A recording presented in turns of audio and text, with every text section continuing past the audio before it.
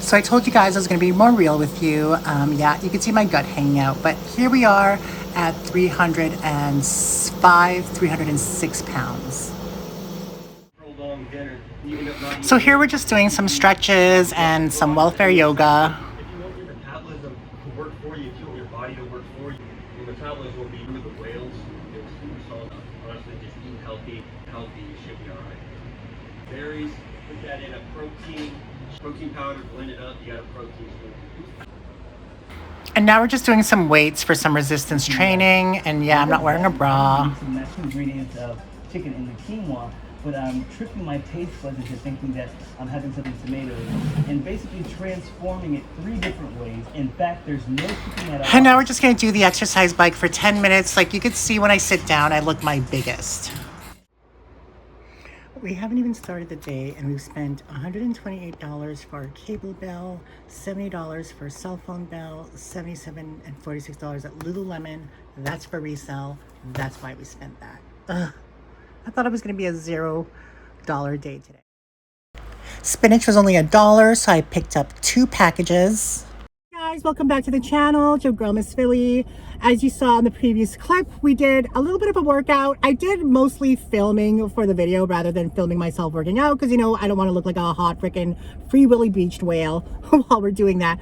So, like, as you saw in the clips, I did weights. I did only 10 minutes on the exercise bike, and I did some stretching, welfare yoga, because all this can't handle yoga yet. We went to Value Village and we spent, you saw in the beginning what we spent today so far, which was a lot of money because we had to pay bills.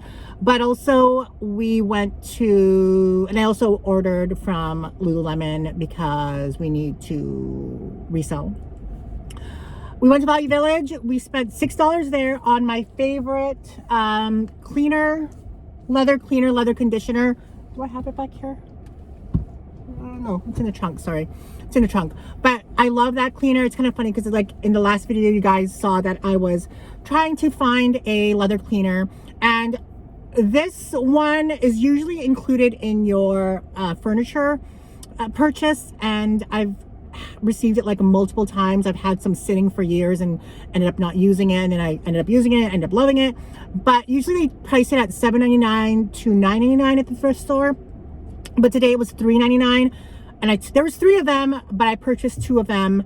And it comes with like a fabric protector, fabric cleaner, stain remover, and the leather cleaner, which is a covenant thing that I really wanted. So we paid $6 for both sets, which I think is a deal. If I were to purchase the leather cleaner on Amazon, it would have been like $20. After that, we went to Giant Tiger. We spent, what did we spend over there? We spent 30, how much did we spend? Okay, we got some keto almond cups for $4.47. The baby spinach was on sale. That was a freaking deal. And I thought $3 was a deal for a bag of spinach. $1 spinach, I'm gonna love it and eat it good. $2 for 2 packages, $1 each. And then I paid $8 for Lotto and $2 for water, a 12-pack of water. So that's a total of $20 at Giant Tiger. Add that to the $6 at Value Village, and where were we at? Were we at like 200 and something already? And we just spent $28 at the Filipino food store. So we're like way over budget today. I think we're at over 300 and something dollars. I'll leave it at the end of the video how much we really ended up spending in total, the correct numbers, because we want the correct numbers.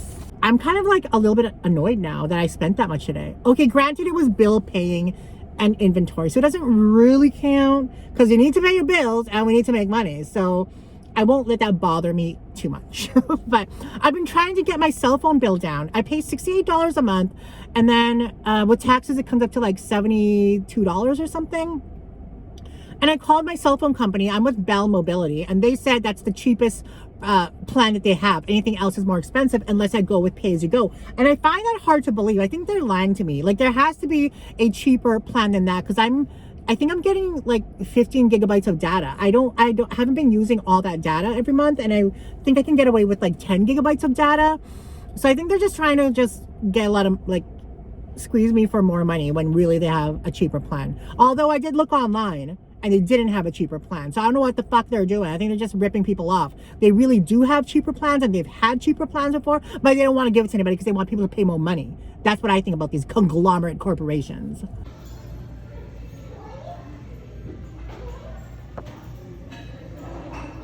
Okay, so I don't really have an update. We went to 1,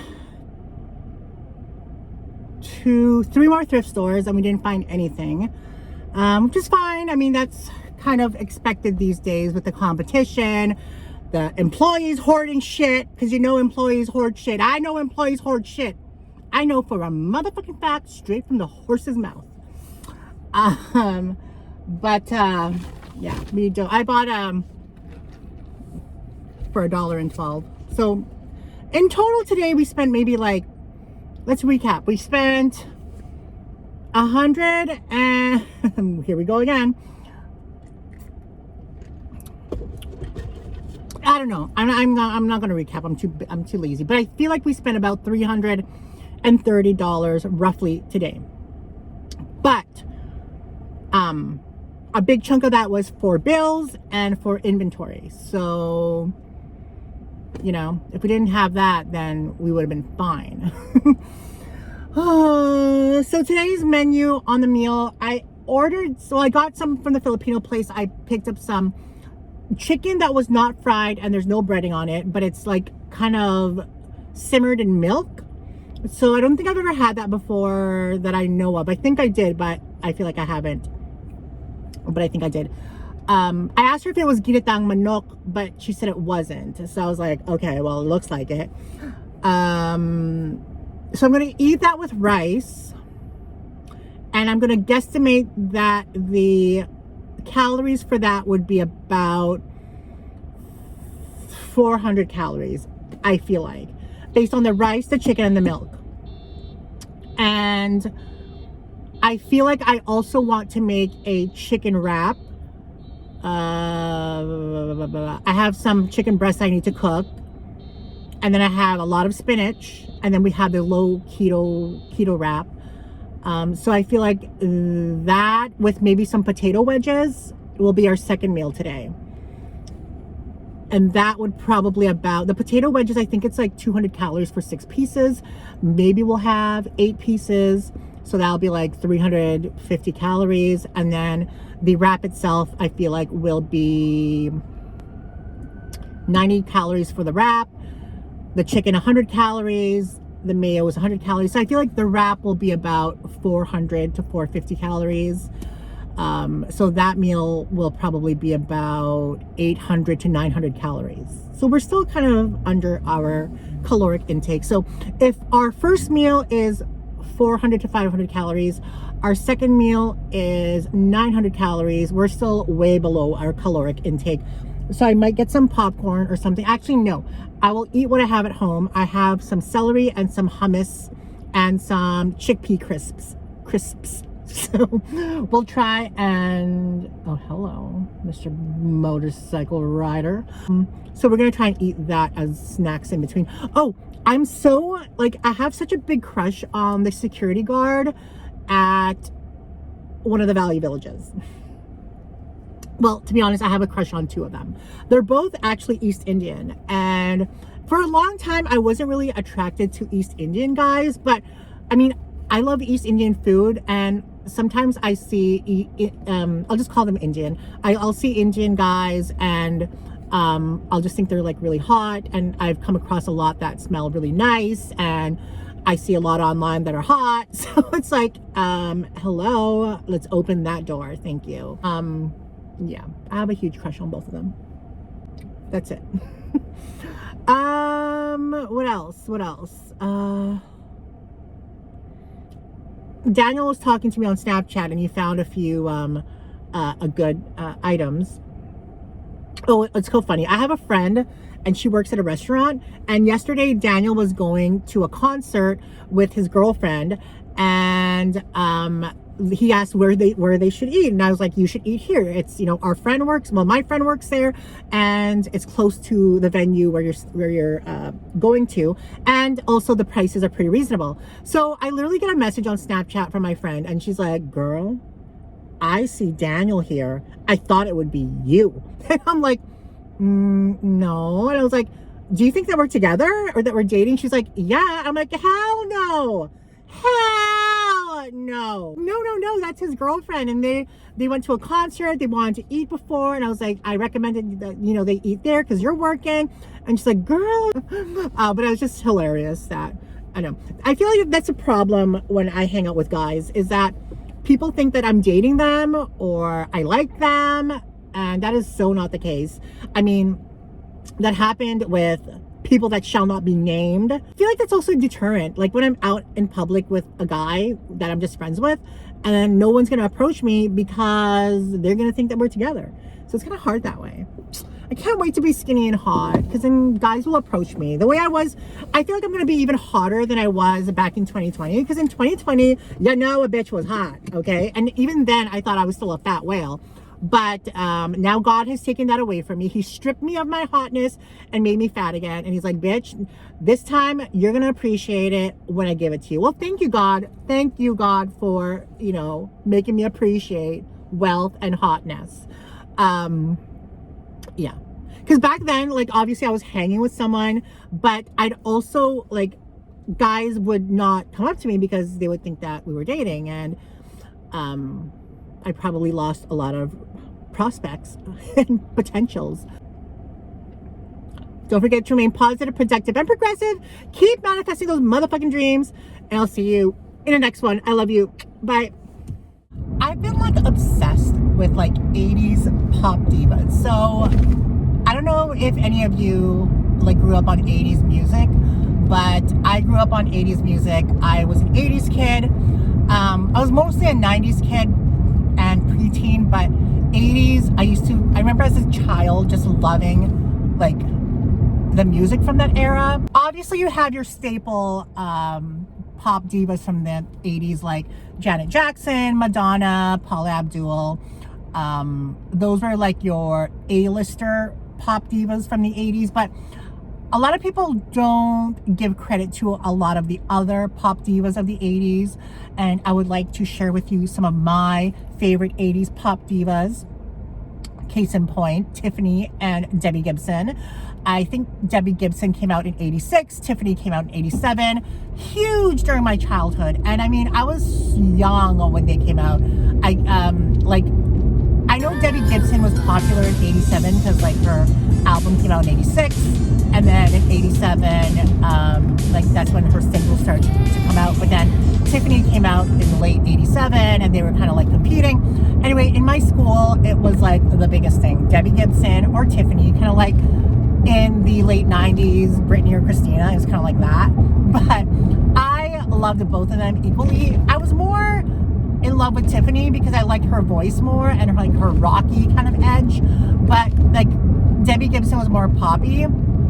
Anyway, Debbie Gibson came out with her 86 album Out of the Blue. I know, I just know this information off my top of my head. But she had like a bunch of hit singles from there, like Foolish Beat, which went #1. She was like the youngest person ever to produce and write and sing a song completely on their own. What else was there? Shake Your Love. That was a big hit. What else? Out of the Blue. There's a bunch of songs off that album that are so good. It's on my playlist. And then Tiffany, like all of her songs on her album I love. Could Have Been, I Think We're Alone Now, I Saw You Standing There, Danny. Those were all like songs I love. And I still remember like going to the mall. I think this was 87, so I would have been like 5. And my godmother took me and my sister to the mall, and she bought us both a cassette tape of Tiffany because we didn't want to share. But there was like a lot of other pop divas from the 80s too that I love. Like, I don't know if you guys ever heard of the Pebbles. They were more like urban. They did kind of have some hits on the pop charts, but they were more like R&B hits for them. Pebbles had Girlfriend too. And of course, I have to give credit to one of my favorite pop divas of the 80s as well, Taylor Dane. Like, hello, you have to love Taylor Dane with her crazy hair and just her brow kind of. She had a ton of hits. I think with her, it was like back to back to back hit singles. I think she had like 7 or 10 consecutive top 10 hits. It was like crazy. I don't know why she didn't just become like the same level as Madonna did, but Taylor Dane like has an amazing voice. Like, had hits like Tell It to My Heart, With Every Beat of My Heart, I Will Always Love You, Love Will Lead You Back. I forgot that other song was like na na na na na na na na na na na na na na na na na. I forgot what that song was called, but that was another good song I used to love. And another one that I used to love, and I still love her to this day. And let me know if you guys remember her. She was originally from a group called, I forgot what she was originally from. She was part of the group in the 70s, and in the 80s she kind of like went on her own. Her name is Jody Watley. I love Jody Watley so much. She coined that phrase, hasta la vista, baby. Even before Arnold Schwarzenegger did it. But of course, she had a ton of hits on her first album. Looking for a New Love, one of my favorites. Don't You Want Me, not Friends, that was on their second album. Don't You Want Me, Most of All, Some Kind of Lover. She won Best New Artist at the 1988 Grammys. I've been obsessed with that kind of music. I've been obsessed with that music and mostly 90s music. So I've been listening to a lot of like Hootie and the Blowfish. I've been listening to Vertical Horizon, Matchbox 20, Shanice, Toni Braxton from 93. I love Toni Braxton's 1993 album, self-titled. Oh, that is like a classic album. I just remember buying it in 1993 because I remember in 93, that was the first time I ever had a CD player. I had to go to a pawn shop and my mom bought me a CD player from the pawn shop because we couldn't afford a new one. And it was like one of those boom boxes that had like a handle. I think it was like Panasonic. It wasn't even a good brand name. And then one of the first CDs that I bought was Toni Braxton. I couldn't really afford, this is 93, so I would have been like 11. So I couldn't really afford like CDs at the music stores because they cost like $22, $16.99 plus tax. So what I had done, and I'm sure a lot of you did it as well, you probably remember it, was Columbia House, where you paid like a penny for a CD, and then you had to like order like 2 at full price, and then you get like 8 free CDs for a penny. And then the next 6 or 7 CDs you had to pay full price for, which was normally like $25 to $30, you know, depending on when it was released. Older CDs were like cheaper. But I did Columbia House. I also did Columbia House for their VHSs. Before like they had a DVD club, I did Columbia House VHS, Columbia House CDs. And then I also did Columbia BMG Music Club. I did that. I took advantage of every fucking music subscription program, and I just had collected a bunch of CDs and DVDs and VHSs. But do you guys remember that? Like, I remember like it sounded like a fucking deal, but really it wasn't. I mean, you were like paying, like, let's say you had to buy 2 CDs for $30 each, so that's $60, and then you buy 8 other CDs for a penny each. So really, like, your bill that first month was like, I don't know, $70, you know? And then after that, you had to pay full price for each CD every month. So they kind of like locked you in that way. But anyway,